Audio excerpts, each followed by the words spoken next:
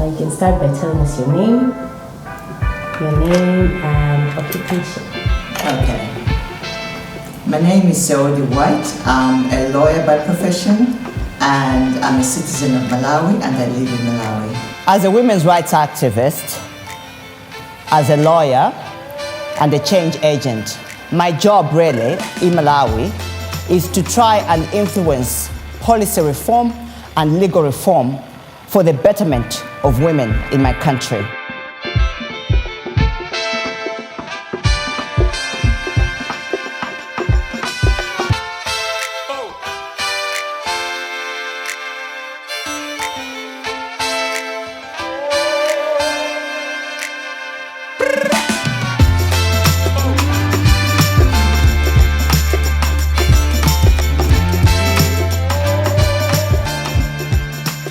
As a young lawyer, I saw a country which had a lot of gaps in its legislative framework. At that time, it was mainly in women's rights. I didn't cower and say, oh, let's hope one day, this will change. Actually, to be honest, I now remember why I made that decision to challenge laws, to change systems. I was a practicing lawyer at a law firm, and one of my senior, not a partner, he wasn't a partner then, but he was a senior lawyer. And when you're a junior lawyer, they send you around, go there, go there. So, I was so keen to learn everything. So I would run around and please everybody. And for some reason, I think one of the partners gave me a case where I had to work on inheritance. But from a pure legal where we are charging the client and whatever. And obviously that was the first time I read the law, the Wills and Haters law I've just talked about. And I remember being shocked at the content of the law. And I ran into the corridor and I met one of the lawyers saying, can you believe it? Can you believe it? The law says this. I can't believe it. Why would Malawi be like this? What kind of a country allows this law? And so this guy was in a hurry and he said it's because of people like Seodi who don't want to change anything. They just want to complain. And he went. I remember standing there and I was shocked. I was like, okay, it's not about Malawi, it's about me. If I'm scandalized by the content, the substantive content of the law, I have an obligation to change it. My life, in that one day, he was just running because I think he was irritated and whatever, but he said the truth. And you know how when people are not mocking you, but they're telling you the truth? And it hit me. That was it. So because of that original thinking, my whole work experience has been about change. How do you change something? Not how do you survive with the way the things are. So cumulatively, to now answer a question, after that lecture, to now answer a question, is the fact that I have made contributions to the policy framework, to the legal framework, both in public policy and in women's rights. In 1998, we started the employment law. And there were just two of us in the office. You'll be very surprised how many people you need to make a change. There's just me and a colleague of mine who's now the Supreme Court judge. I said, can you look at this? Luckily, the committee on that, who in Parliament that was looking into the Employment Act has sent out, I think they printed a newspaper, a call for people to make an input into the process. So I remember casually grabbing into it, and I looked at it. The maternity leave was 1 month. I was like, who does that? So quickly, it was just, we're just being, who does that? And I quickly called my colleague and said, do you see this? Do you see what they say? Let's write them. And the two of us, drafted our own opinion on why that was unconstitutional, and also the health risk to a mother and the health risk to a baby if you just limit the time, and blah, it has been proved by the World Health Organization, etc. And we had no internet at that time. So when we got the information, we must have sat in the library and scrounged. But then we found it and then we sent it. 2 bold young lawyers. And do you know, they wrote back and said, because of the submission by women and law in Southern Africa, we have accepted this and we will change it to 3 months. Today, that law has not been changed. From 1998, since then, it's stayed the same. And I looked at my colleague and said, it has happened! It has happened! Yeah. You know, so 1998, we changed the Employment Act. Then we start working, in 1999, we start working with the Prevention of Domestic Violence Law. 2006, it passes. We start working on the Deceased Estate Administration. It passes. Then we worked on the statutory rape. It passes. Whereby, let me explain about the statutory. At that time, statutory rape was that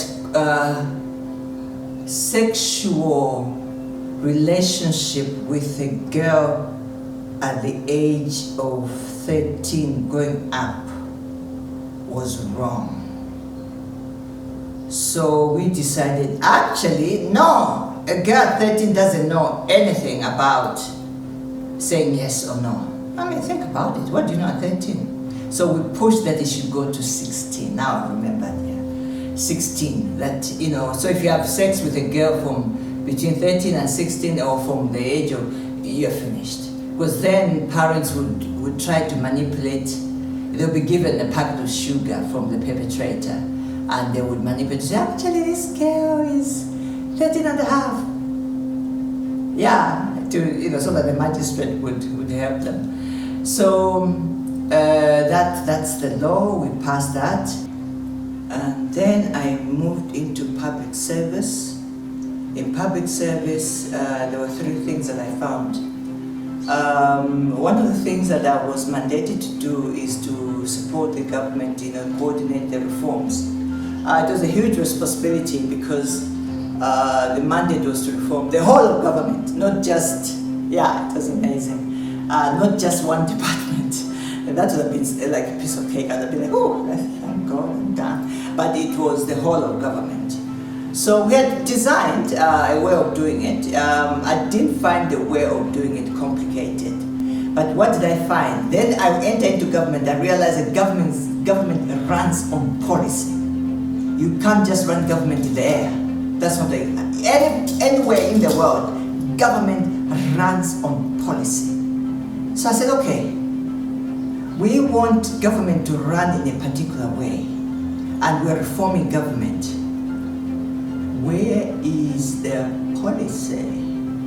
There was none. Just shooting in the dark. I said, no, we have to develop a policy, a public service reform policy, which guides every government department on the expectation of government and how government is expected and how government wants the reforms to be done. It has to be, we are a government of record. And people say, yeah, but you know, policies, they take forever, 10 years. Well, I say, why would they take 10 years? Then when and like being a lawyer, one of the trainings of being a lawyer is that you understand process. So when I read the process, just that a lot of people didn't understand the process. It was very clear. You consult. After consulting, you create a paper. You consult the next level. After that, you take it to the top person, who's the chief secretary. If he approves, or if he doesn't approve, then it goes back. But he has to tell you why. It's not just a way somebody wakes up and says, I don't approve. It's government. We have to know where we are going. So if he doesn't approve, we tell you why. Luckily, I got all the necessary approvals onto cabinet committee. Cabinet committee. You struggle. It doesn't mean that if you go to cabinet, they'll be like, oh, you're wonderful, so here. No, they fight you. The same government that wants you to change, they'll fight you. You know, because also you're changing things, so you have detractors who are friends with certain cabinet ministers. And they'll go behind them and say, oh, sir, don't trust that girl. She wants to kill the whole country. Yeah, people do that. People are crazy, you know. So when she comes with that, it has already been approved. But don't shoot it down when it comes. And they will shoot it down. My policies were shot down more than 3 times. Yeah. But as long as you understand the politics of doing policy work, you know that, okay, they got to them. Let me find another way. So by the time you go to cabinet, same, shut down. Okay, I've passed the cabinet committee, now I'm in cabinet. Approve my policy. You want this, you've said that I should reform government. And they go, well, we didn't really say this is the way you're supposed to do it. Okay, what exactly is the problem? No, there was no problem. Can you go and... You realize it's a power struggle. You go back. 3 times I will do that. Finally, oh, wonderful, Seodi, you've done a good job. You haven't changed a thing. Maybe just change your bat to... Why you just say, oh, yes, I've changed. You also pretend, you play the game of pretend. I've changed from bat to... Oh, yes, they also know that it passed. So in my time, and I did that, so I started that process in 2017. By 2018, I had the Malawi Public Service Reforms policy and the Malawi Public Service Management. How do you now manage government? Don't manage government in the air. I found there was no policy. You're managing government. Yes, you are really managing. I'm like, where's the policy? There was none. I was like, this is a government of record. We need to have policies. So I had those 2 policies in 1 year. I was able to go through the consultative process, every process, the rejection process at political level. 3 times I wasn't phased. No, I was phased. Now I remember. I was phased, I cried. At one point I cried. No, I wasn't so brave. I think there were times there was a time I said that, that's it. My mother didn't give me this government, you know, but people, my boss would say, just get up and do it, I'm waiting for it. You just think, oh gosh, you know, that sort of thing. So I remember I was phased. I cried at one point. The only one that I just missed passing was the new public service bill. The old one had been done in 1994. And with the way things have done from 1994 to now, obviously you can't run government based on a bill, on an act of parliament from 1994. Of course, the world has changed. Since then, we've had an overhaul of the world order. And if Malawi is going to be globally competitive, to engage with other nations and move forward, we need to change the laws on how we run our own government's public service bill. If that bill was passed, it would help a lot because there was an issue of, for example, of accountability. How do you hold civil servants accountable? Rather than just punish, because the current style is that of punishment. If you've done something wrong, you just be sent to some dodgy ministry or department, and psychologically that it is considered a demotion. And I used to discuss with my boss to say, so if I did something that you didn't like, you not talk to me, you just write me a letter and send me to government print, because you know I'll be sitting in the middle of machines with them making noise and I'm suffering. You know that I can't make decisions, I can't contribute to policy. And he was like, that's the way it is now. I said, why don't we create proper disciplinary processes where people know, what is expected of them. But what I saw clearly was accountability was not clearly set clear, that everybody, it's almost like a place where everybody does what they want. I had a person who one day decided to report for work just because he wanted a transfer. And I tried to enforce the rules. He was protected by his peers in another ministry. All I'm trying to say is that, but we changed that. And to change that law was, I think it's even worse than the 2 policies I made, was was horrendous. Yeah, because there were others who were benefiting from it, because it's a free-for-all system. Nobody's held accountable. And now you're creating a new system where you're being held accountable in the law. And not just talk, not just in the law. Whew, that was hectic. So I'm very proud that I went through that process, that it went all the way to Parliament, not just the cabinet, but it went, goes from cabinet, goes to Parliament, that it actually went to the order paper. I wish it would pass now, but you can't have everything, isn't it? So cumulatively, I think my achievements have been that my change, the change I've contributed to the country has not just, there's nothing wrong with jumping on top of a mountain and talking, but has been really based on substantive issues like legislation and policy. Yeah. That's a good question.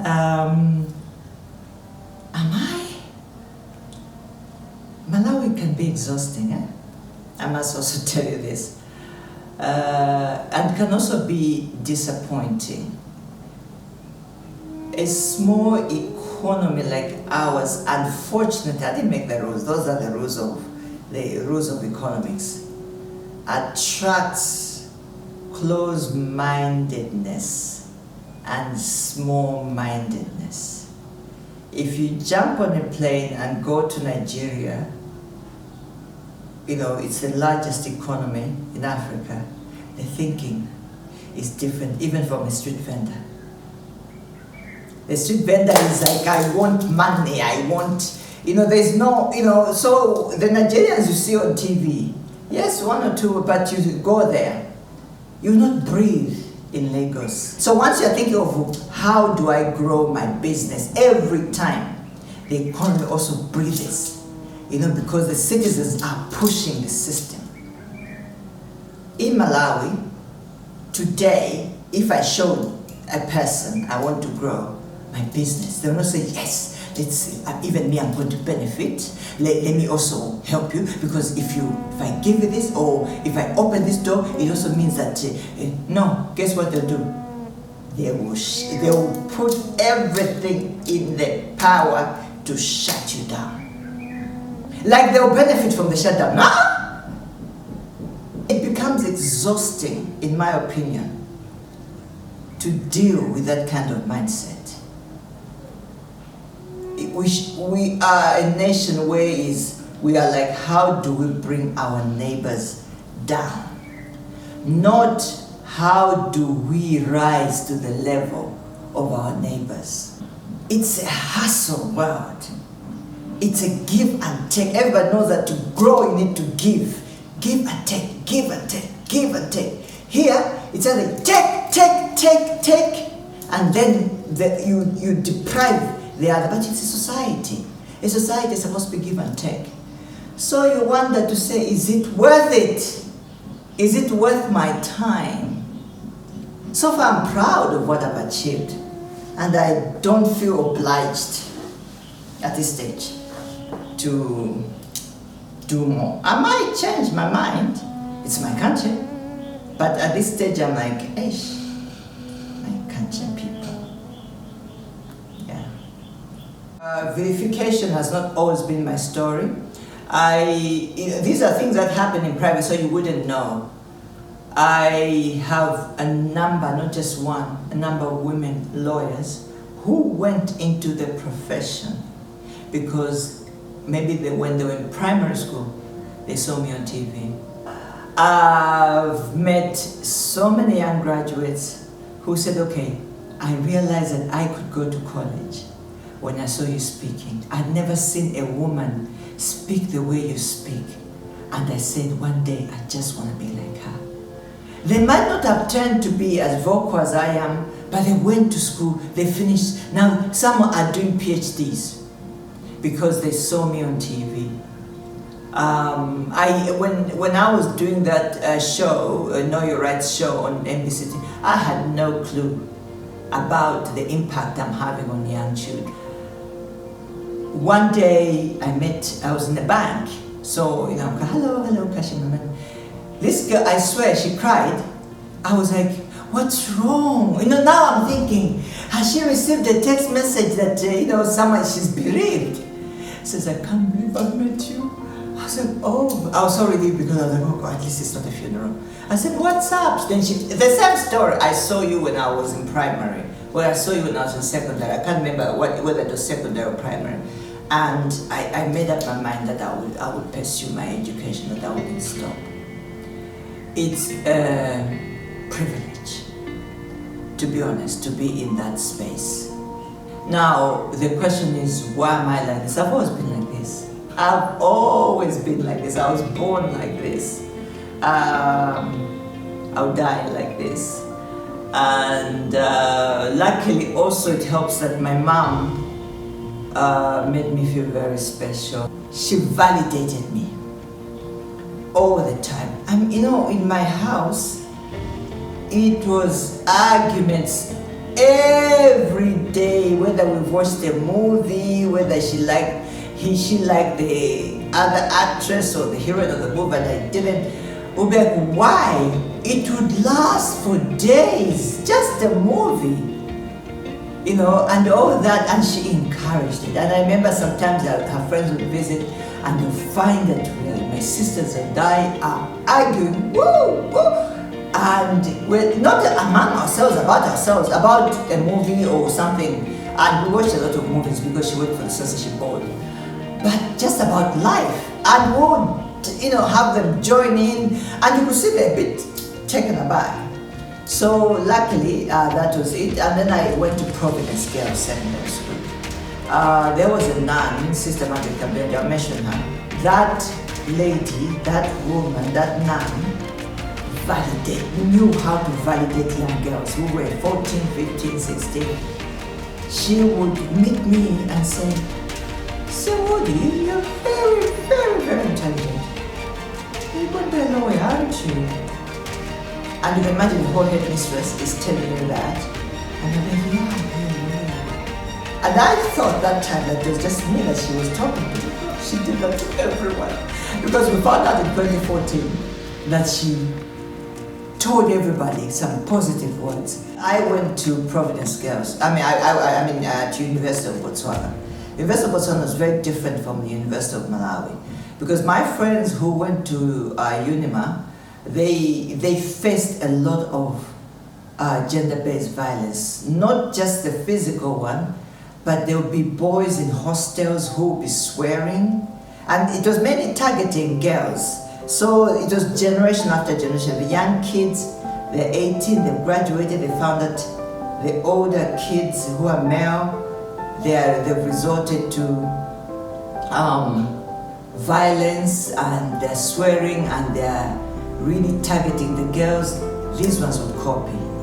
So my friends whom I was with at Providence, the first thing they did is to cower because they thought they had to fit in. Most of them, they became very self-conscious because you had these boys who were brazen in their attitude to girls, and swearing, and there would be those who have girlfriends, some of them would be beating, and people would know about it, nobody would be held to account. And they, until they finish university, so they are cowering, they are, whatever, until they, and it permeates into the society. University of Botswana, nobody cared. I had my own for sale friends. We were really having a good time. No judgment, everybody minding their own business. So I don't understand that. So I never had to shrink. I never had to change to fit anybody's expectation. In fact, I had to blow up more because Botswana is like, you blow up more, you have to fit in, and and then of course you come back into society. You're your own person. You've solidified, and over the years, that certification has gotten stronger and stronger. I would, not that I did it consciously, not that I got up one morning to say, right, I'm a disruptor. No, to be honest, no. I got up as myself, and I went to do what I had to do as myself, with the knowledge I had, and with the knowledge I gained in the process. I I stood up for what I believed was right, even when everybody thought it wasn't. I stood up because I believe in standing up for who you are and what you think is right. When I saw something wrong with the systems, as I've said, whether it's in the business of women's rights or public policy, I stood up to be counted, to say, let's change this. Whether with resistance or not. I fight every day to live on my terms, not on people, on imaginary people's terms. Because I don't know where they were born, who raised them, what they do, so I cannot start shaping to fit those invisible beings just because somehow I'm guessing it's the right thing. No. I live by principles which my mother taught me. And so yes, I'm a disruptor.